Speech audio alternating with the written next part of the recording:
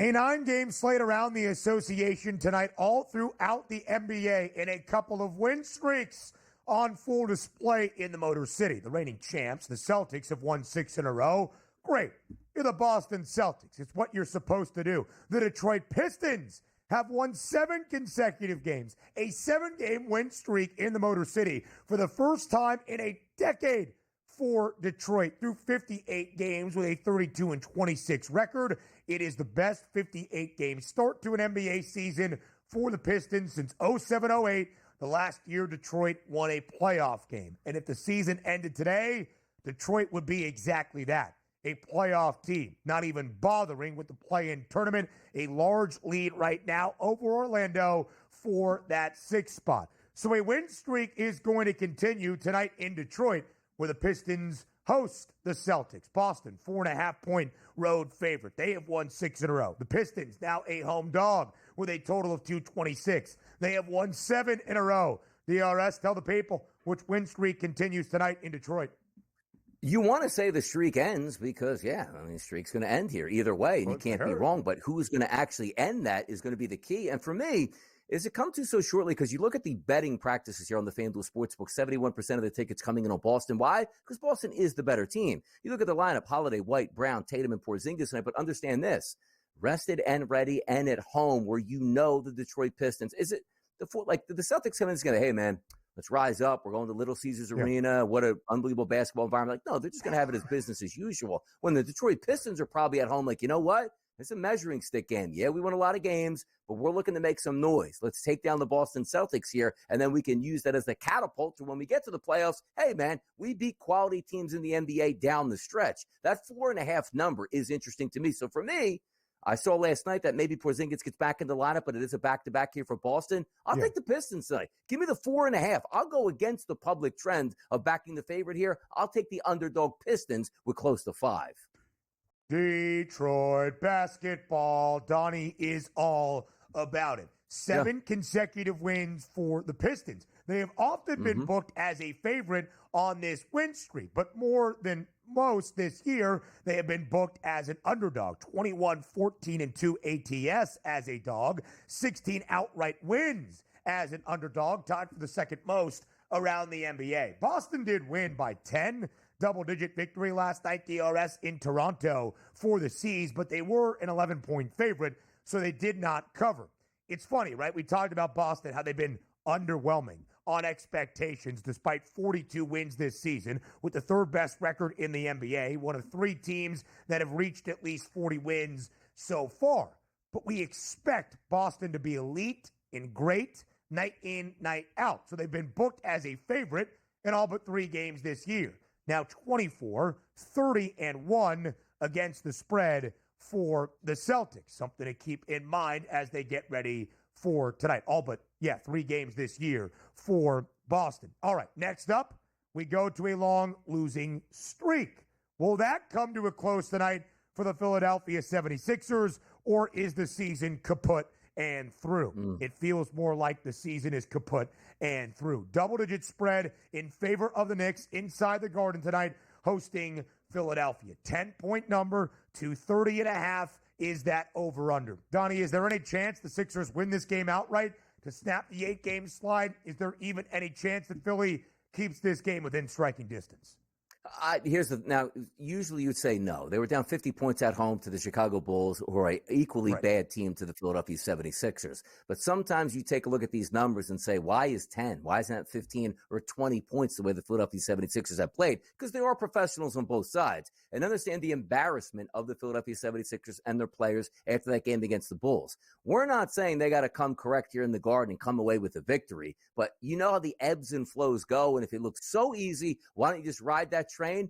I'm going to go against that. I'm going to take the Sixers, even though I can't stand this basketball team, at 10 points. Andre Drummond looks like he's coming back tonight. George in the lineup, Oubre, Grimes, and Maxey. It's not a great starting lineup.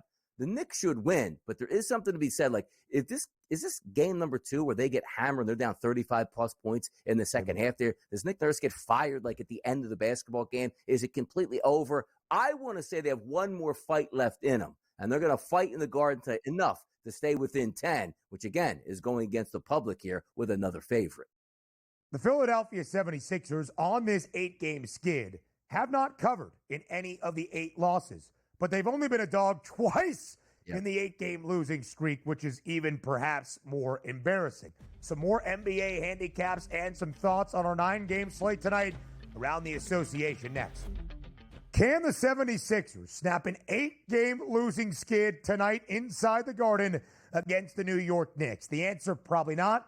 10-point spread. Philadelphia DRS now the worst cover team in the NBA after the Suns did cover in the overtime thriller despite a loss last night on the road in Memphis. 19-36-2 against the spread. The Sixers the only team covering in fewer than 35% of their games this season. The only good thing is they're 12-8-2 against the spread as a dog. The cover percentage better straight up as an underdog, not straight up, but better as an underdog than when you throw in the games as a favorite, where they have been so underwhelming on expectation. Maybe they can keep this game close and competitive, at least for the good majority of it in the Garden. But this is what the Knicks do well. They beat up on the bad. New York has to get back into the win column, hosting Philadelphia tonight. Play-in tournament implications in South Beach. Miami, 2.5-point home favorite against the Atlanta Hawks. Total at 230 and a hook. DRS, two teams very comfortably in play-in tournament range right now. Two teams very comfortable in play-in tournament situations in which they have both found themselves in each of the past 2 seasons. Yes, and also returning the favor. The couple nights ago, I had the Atlanta Hawks at home against the Miami Heat. Figured they would come away with a victory, and they did. And tonight, I'm going to repay that with the Miami Heat. I'll lay the -2.5 here. Total 230.5 does seem a little bit steep, but just looking at the Heat lineup, Hero, Mitchell, Wiggins, Adebayo, and Ware on their home court, I think they respond and win this game enough by going 3 or more points tonight. Give me the Heat after I was back in the Hawks just a few nights ago. Low-scoring game in Atlanta, 98-86. Nobody even got to the century mark, well below 232 for that total. Snapped a 3-game over streak for Miami. DRS, the Hawks, a much better underdog team this year than in years past, where they have been abysmal. When they have lost games, they have not covered. Very short spread tonight, of course, in South Florida, but Atlanta this year, 22-15 against the spread. Miami has only covered once in its last 7 games. Let's head to Chicago. The Bulls, another team in the Eastern Conference play-in tournament standings at this moment. The Bulls, funny enough, despite being 12 games sub 500, have a 1.5-game lead over the Nets. Brooklyn probably doesn't want to be a part of the play-in tourney. A 2.5-game lead over the 76ers.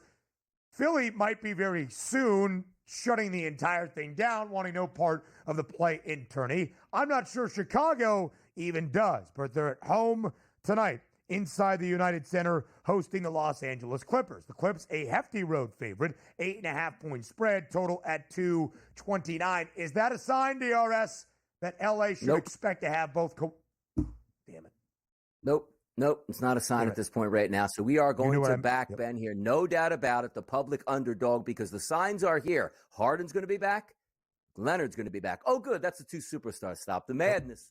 The real superstar on that team is Norm Powell. We all know this. Not expected to be in the starting lineup. I have Harden, Dunn, Bogdanovich, Leonard, and Zubac in the starting lineup, which means we don't have our go-to guy. So without him, you're saying, like, can the Clippers win? Of course they can win the game. They're favored to win the game almost by double digits. But I've seen and watching the Clippers over the past games without Norm Powell. Doesn't look all that efficient out here. Getting Kawhi back is big. But also, how about the Bulls? Do the Bulls get any bump from leveling the Philadelphia 76ers? Going, hey, you know what? We might be able to stay in this play-in tournament here and make the playoffs. Give me the 8.5 points, which is currently what it is at the FanDuel Sportsbook right now. I'll back the Bulls. I'll go ahead and do it. The Madhouse on Madison. Why not? Chicago 21-22-1 against the spread as a dog this year, trying to get back to an even 500 cover percentage, booked as an underdog. Norm Powell, our superstar here on the early line. Donnie's favorite NBA player, has not played since the All-Star game. Or All-Star break, I should say. He should have been in the All-Star game had LeBron James let everybody know he wasn't going to play earlier on during the All-Star break. And what has happened, DRS, to the Clips without Norm Powell in the lineup in their 3 games since returning to the action or since the All-Star break? 0-3 straight up, 0-3 against the spread. They need Norman Powell out there. They need, at bare minimum, his 3 made triples each and every night. His last game before the break, by the way, 41 points, 13 of 26 from the floor, 5 of 10 from deep. That is the guy that you need. How does Oklahoma City respond tonight on the road, taking on the Brooklyn Nets? They're a 17-point favorite, expected to win this game rather comfortably inside the Barclays Center. Total of 216. The reason I ask about a response, Donnie, they led by 24 points entering the fourth quarter against the Minnesota Timberwolves, just a few nights ago on Monday, I believe it was. They squandered that game. Are they pissed? Are they miffed? Do they take it out on Brooklyn tonight? Yes, I'm buying into that line. That's a 20-plus point victory. But also understand this. Like, sometimes, like, who he played for, I'm not so sure if the Brooklyn Nets put out a lineup tonight. Like, because I'm going to take a look at the available players who I don't think, outside of Cameron Johnson, who I've heard of, but couldn't place him in a lineup, Killian Hayes, Keon Johnson, Cameron Johnson, Zaire Williams, Day'Ron Sharp, Trendon Watford, I think from LSU, I want to say, Jalen Wilson, Tyrese Martin, Reese Beckman, Tosan Bjornwan, and Maxwell Lewis. Like, that sounds like a team that's getting ready to drop by 20-plus points and Chet Holmgren back in the lineup. And you're right, they're going to be angry after blowing that large lead. So when they get over 20 points, they're not going to let that slip away. That is as bad as a roster I've ever read to Brooklyn, who we're saying still has a chance to get into the play-in tournament. It doesn't sound like they're trying for anything right now with that lineup.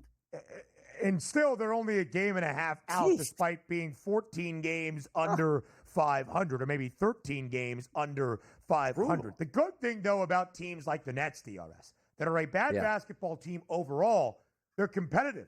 26-21-1 against the spread as an underdog this year. 48 of their games booked as a dog. But I do think Oklahoma City kind of takes out a little bit of anger from dropping what should have been an easy victory over Minnesota tonight in BK. Other games around the NBA, 9-game slate. Sacramento, double-digit favorite on the road in Salt Lake against the Jazz. The Kings trying to hold on to the fourth and final play-in tournament spot in the Western Conference. The Blazers and the Wizards. Portland, not often a favorite, but when you're playing Washington, everybody is expected to win. The Blazers, a 6-point road favorite in the nation's capital. Indiana at home, 10-point home favorite against the Toronto Raptors, who covered last night, as they often have, as an underdog. Second leg of a back-to-back, though, as they leave the Great White North and head to Indianapolis. And, Donnie, the San Antonio Spurs, since we learned immediately after the All-Star break that Victor Wembanyama was going to be out for the remainder of this season due to that blood clot in his shoulder, have played 3 games. They've been an underdog in all 3. They have lost all 3, and they have not covered. They're getting 9.5 on the road tonight against the Rockets in the in-state showdown. The Rockets win this game. The Rockets cover this game. The total is 228. I think it stays under because San Antonio has played 6 consecutive games to the under as well. Yeah, you're taking a look also, understanding that the Houston Rockets did play yesterday and the Spurs didn't, but it's always it's like downgrade. It's like, all right, hey, they got played. Like, people will tell you a lot, like, practices is harder than the games themselves. The hard part about the NBA is when you play on a back-to-back, it's the travel. It's like, hey, I just played in one city, got to get on a flight, got to take one there, got to go to a new hotel, got to get checked in, got to wake up, got to go to shoot around. It's just a whole lot there. But when you're at home, you played well, you picked up a win against the Milwaukee Bucks. Now you're home against a team you should beat in the Spurs. We're not looking at it as like, hey, I wonder if their legs are going to be solid for the second half. They will be just fine. They're basketball players. They're built to play basketball with no travel and still sleeping in their own bed. So I think we get a pretty clean environment in that one too. The 229.5, 229 in that range, that probably is going to be a close one there, but double digits for the Rockets at home says a lot on a back-to-back against a team like the Spurs. Houston a win tonight against San Antonio. They would leapfrog just by a single half game, I believe it would be, in front of the Lakers for what would be the 4 seed. Again, that will be an interesting battle to focus on down the home stretch, that playoff positioning and who might have home floor advantage if that is the opening round playoff matchup, the Lakers and the Rockets. Right now, LA would have the home court. Houston trying to change that and would get a leg up with a victory tonight against the Spurs.